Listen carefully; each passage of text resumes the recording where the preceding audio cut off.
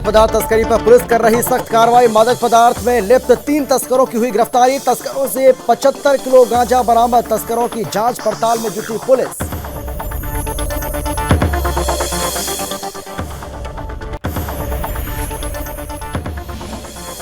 गाजीपुर में सीटेट परीक्षा में बड़ी धांधली का मामला आया सामने। सॉल्वर गैंग के 3 आरोपी गिरफ्तार। मामला दर्ज, कार्रवाई जारी।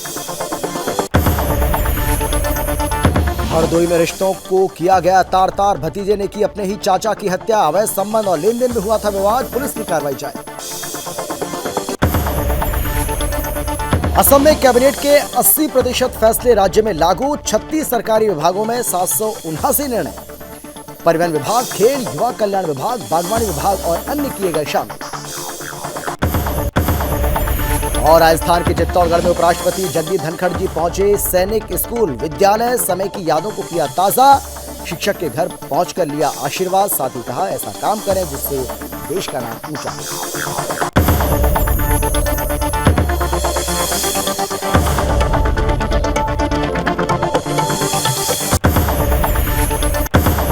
नमस्कार, आप देख रहे हैं सुदर्शन न्यूज और मैं हूं आपके साथ अमित शर्मा। वक्त है आपका राजा आपकी खबर का, लेकिन उससे पहले आपको सीधे ले चलते हैं मध्य प्रदेश। शिवराज सिंह चौहान कुछ बोल रहे हैं, सुनिए क्या कुछ कह रहे हैं। बताओ, परिवार के अलावा कोई करता है क्या ये? अरे कांग्रेस ने कभी किया था क्या? ये अपने परिवार की सरकार है। आपकी जिंदगी सुखी बने और इसलिए फ्री में अनाज, प्रधानमंत्री गरीब कल्याण योजना के अंतर्गत गरीबों के मकान। सुनो मेरे बहनों और भाइयों, जिन गरीबों के पास रहने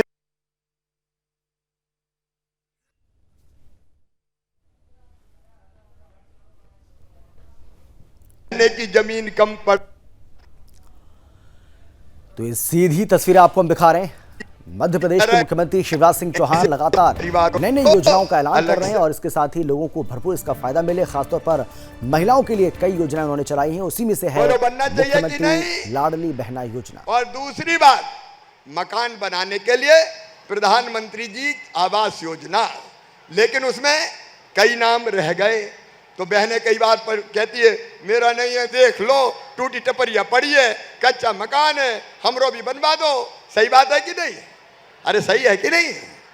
और इसलिए अब तय किया है कि पीएम साहब की योजना में अगर कुछ नाम छूट गए हैं तो मैं नई सीएम जन आवास योजना बना के उनके मकान भी स्वीकृत करूंगा, ताकि बड़ा नहीं छोटा मकान तो बन जाए, आपकी जिंदगी बेहतर। और आज अभी भोपाल से जाते ही भोपाल में कार्यक्रम कर रहा हूं, मुख्यमंत्री सीखो और कमाओ योजना।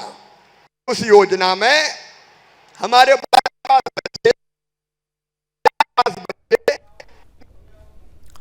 और चलिए बात करेंगे यूपी के आगरा की, जहां सभी शिवालयों में हर हर महादेव की गूंज सुनाई दी। तो वहीं राष्ट्रीय बजरंग दल के कार्यकर्ताओं ने आगरा के रावली मंदिर में जलाभिषेक कर अपने आराध्य की पूजा अर्चना की। मंदिर परिसर में हर हर महादेव के नारे लगाते हिंदूवादियों ने ज्ञानवापी का भी मामला उठाया।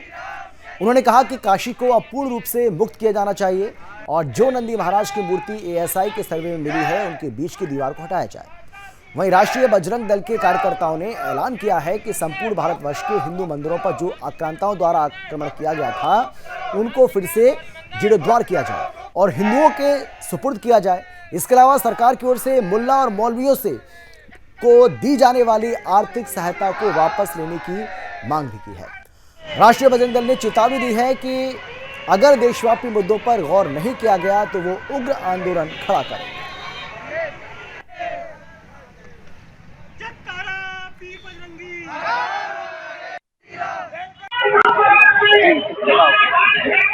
आज राष्ट्रीय बजरंग दल अंतर्राष्ट्रीय हिंदू परिषद द्वारा संपूर्ण भारतवर्ष में प्रत्येक शिवालय में जलाभिषेक किया जा रहा है, क्योंकि हमारी मांगे हैं कि काशी विश्वनाथ मंदिर पूर्ण रूप से मुक्त हो।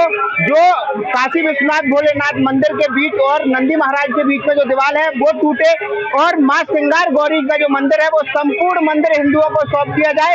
1991 में जो धर्म मठ मंदिरों के लिए कानून बना वो कानून वापस हो, सदन तुरंत उसे खारिज करे और जो मठ और मंदिर सरकार ने अपने कब्जे में ले लिए उन्हें तत्काल वापस करते हुए हिंदुओं को वापस किए जाएं और जो मजारों और मस्जिदों और मौलवियों को जो पैसा फंडिंग किया जा रहा है सरकार के द्वारा वो वापस लिया जाए। अन्यथा की दृष्टि में राष्ट्रीय बजरंग दल अंतर्राष्ट्रीय हिंदू परिषद संपूर्ण भारतवर्ष में एक उग्र आंदोलन करेगा। और अब खबर है अयोध्या से, जहां सावन शुक्ल पंचमी और सोमवार के दुर्लभ संयोग पर रामनगरी शिव भक्तों से गुलजार रही। बड़ी संख्या में पहुंचे कांवड़िए सरयू जल लेकर अपने अपने गंतव्य को रवाना हुए। वहीं रामनगरी के शिवालयों में दिन भर जयकारे गूंजते रहे। कई जगह मेले लगे तो वहीं गुड़िया पीटने की परंपरा को भी निभाया गया। और नाग पंचमी के संयोग पर सुप्रसिद्ध आदि शिवलिंग श्री नागेश्वर नाथ महादेव पर जल और दूध से अभिषेक करने श्रद्धालु दूर दराज से अयोध्या आए। उमड़े भक्तों ने सबसे पहले पावन सलेला सरयू में डुबकी लगाई। इसके बाद भोले बाबा की प्राचीनतम पीठ नागेश्वर नाथ में जलाभिषेक के लिए लाइन लगी। यहाँ भोर से पहले 3 बजे से ही मंदिर का पट भक्तों के लिए खोल दिया गया था। शिव भक्तों ने रामलला और हनुमानगढ़ी में हाजिरी लगाई। वहीं रायगंज स्थित स्वर्ण खनिकुंड पर नाग पंचमी के अवसर पर परंपरागत मेले का आयोजन किया गया। जिले भर में जगह जगह बच्चों ने गुड़िया पीटी। वहीं प्रशासन द्वारा सुरक्षा के पुख्ता इंतजाम किए गए थे। पूरे मेला क्षेत्र की सीसीटीवी से निगरानी की जाती रही। कांवड़िया शालीनता से सरयू जी से जल लेकर अपने आराध्य महादेव को अर्पित किया और भक्त सरयू जी पर रात्रि विश्राम के लिए श्री राम की पौड़ी पर ठिकाना बनाए हुए हैं।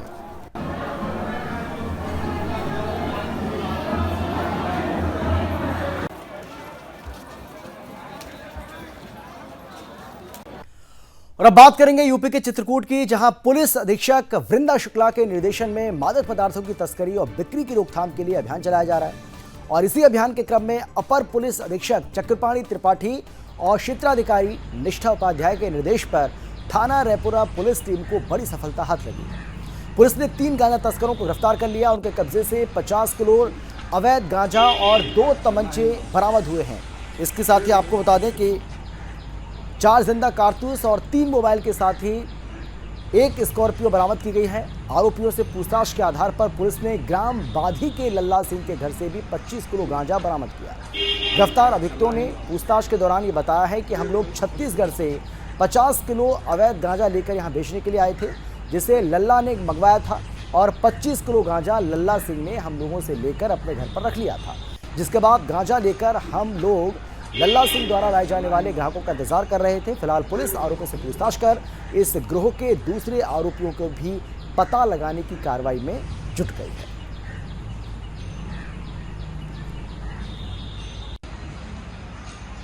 बीस 8 को रात्रि में रायपुरा थाना के प्रभारी को यह सूचना प्राप्त हुई कि एक स्कॉर्पियो में जो कि छत्तीसगढ़ नंबर की है, उसमें 3 लोग जो है गांजे की सप्लाई करने के लिए जा रहे हैं।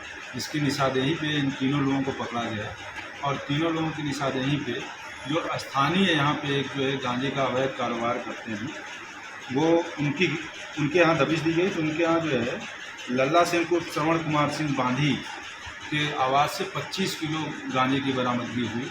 उसके पश्चात जो है पुनः जो है ये 25 किलो इनके पास और था, जो अन्य रिटेलर को इनको बेचा जाना था, जो गाड़ी से ही बरामद हुआ। लल्ला सिंह इस समय भागे हुए हैं। बाकी शेष तीनों अभियुक्त यहाँ पे गिरफ्तार हैं।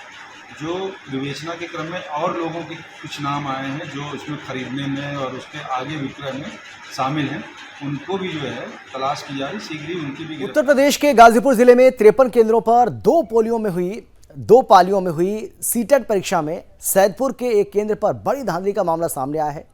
सैदपुर पुलिस और स्वाट टीम ने सॉल्वर गैंग के 3 आरोपियों को गिरफ्तार किया है। आरोपियों में 2 गाजीपुर के और 1 झारखंड का रहने वाला है। इनके पास से 1 बाइक, 1 प्रवेश पत्र और कई सामान बरामद हुए हैं।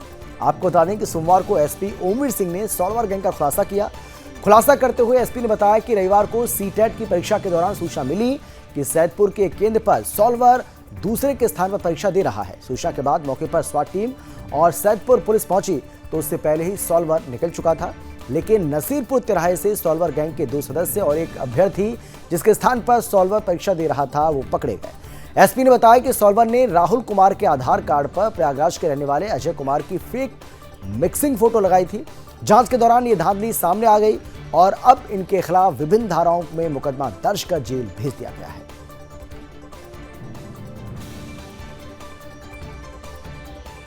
जैसा आप लोगों को विदित है, कल सीटेट की परीक्षा थी और व्यापक स्तर पर इसमें सुरक्षा प्रबंध किए गए थे। पूरे प्रदेश स्तर पर भी इस पूरी परीक्षा की चौकसी बरती जा रही थी।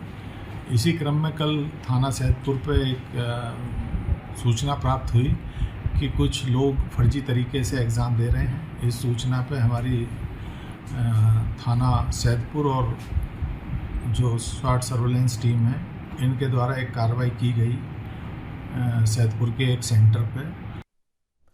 खबर है यूपी के हरदोई से, जहां साड़ी थाना क्षेत्र के मदारपुर गांव में अवैध संबंधों और रुपयों के लेन देन को लेकर भतीजे ने चाचा की कुल्हाड़ी मारकर हत्या कर दी। सूचना पर पहुंची पुलिस ने शव को कब्जे में लेकर पोस्टमार्टम के लिए भेज दिया है। साथ ही आरोपी भतीजे को हिरासत में ले लिया है। ग्रामीणों के मुताबिक 15 दिन पहले गंगाराम ने 6 लाख रुपए में 1.5 बीघा खेत बेचा था। वहीं गंगाराम अविवाहित था और उसके संबंध पड़ोस गांव की एक महिला से थे। खेत बिक्री के सारे रुपए गंगाराम ने उसी महिला को दे दिए थे। वहीं गंगाराम का भतीजा पवन उन रुपयों पर अपना हक जता रहा था, जिसको लेकर कई दिनों से विवाद हो रहा था और विवाद बढ़ने पर पवन ने चाचा की कुल्हाड़ी मारकर हत्या कर दी। घटना की सूचना पर आधी रात बाद पुलिस मौके पर पहुंची और पुलिस ने आरोपियों को हिरासत में ले लिया। फिलहाल पुलिस ने मामला दर्ज कर लिया है और आगे की कार्रवाई भी कर रही है।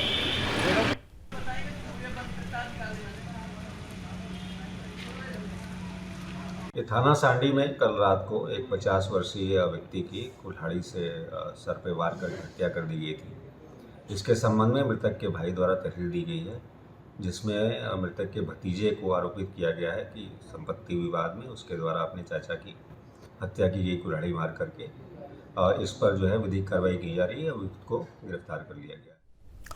असम के मुख्यमंत्री हेमंत बिस्व शर्मा के नेतृत्व वाली कैबिनेट द्वारा लिए गए 80% फैसले राज्य में लागू किए गए। आपको बता दें कि असम के मुख्यमंत्री हेमंत बिस्व शर्मा के पदभार संभालने के बाद से अब तक राज्य कैबिनेट द्वारा लिए गए कुल निर्णयों में 80% से अधिक को लागू किया गया है। सीएम कार्यालय के आधिकारिक बयान के अनुसार शर्मा ने 99 कैबिनेट बैठकों की अध्यक्षता की है। तो राज्य सरकार ने अब तक राज्य कैबिनेट द्वारा लिए गए कुल निर्णयों में से 80% से अधिक को लागू किया। मालूम हो कि हेमंत बिस्व शर्मा के नेतृत्व वाली असम सरकार की 100वीं कैबिनेट की बैठक इसी महीने होने की संभावना है। असम सरकार के मुताबिक राज्य कैबिनेट ने 36 सरकारी विभागों में 779 फैसले लिए। कुल फैसलों में से अब तक 625 फैसले लागू किए जा चुके हैं और 154 कैबिनेट फैसलों का क्रियान्वयन जारी है। आपको बता दें कि 10 मई 2021 को हेमंत बिस्व शर्मा ने असम के 15वें मुख्यमंत्री के रूप में शपथ ली थी। राज्य कैबिनेट की आखिरी बैठक 9 अगस्त को हुई थी। इसके अलावा राज्य कैबिनेट ने परिवहन विभाग के लिए 35 फैसले, खेल और युवा कल्याण विभाग के लिए 31 फैसले, PWD-R और ARTPG विभाग के लिए 27 फैसले, कृषि और बागवानी विभाग के लिए 22 फैसले, सीएम के लिए 21 फैसले लिए हैं।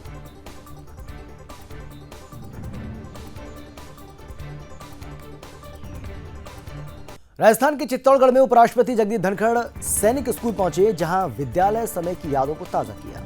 साथ ही शिक्षक के घर पहुंचकर आशीर्वाद भी लिया। इस मौके पर उपराष्ट्रपति जगदीप धनखड़ ने कहा कि जीवन में ऐसा काम करें जिससे देश का नाम ऊंचा रहे। आपको बता दें कि उपराष्ट्रपति मंगलवार को सुबह 10 बजे सैनिक स्कूल पहुंचे।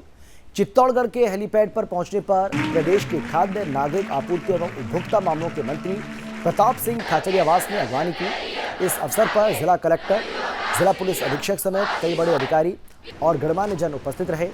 वहीं राष्ट्रपति इसके बाद भारतीय वायुसेना के विशेष हेलीकॉप्टर से उदयपुर प्रस्थान किया।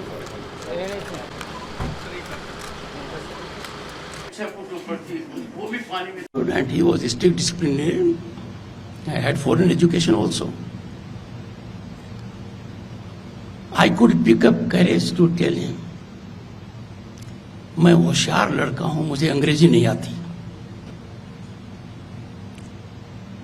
That man changed my life.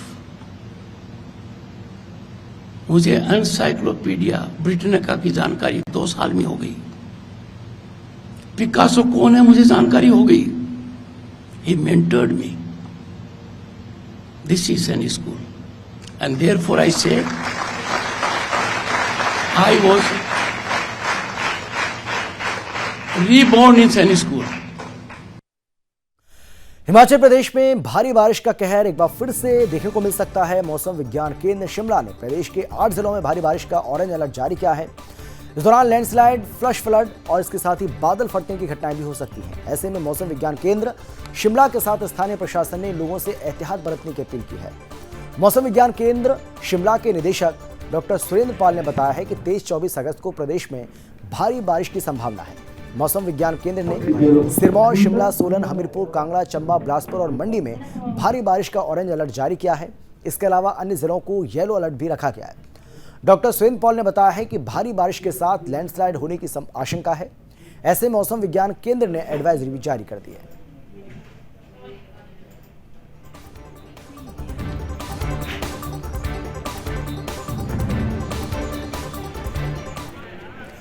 और इसी के साथ ही इस बुलेटिन में फिलहाल इतना ही, लेकिन देश और दुनिया की बाकी खबरों के लिए आप देखते रहिए सुदर्शन न्यूज।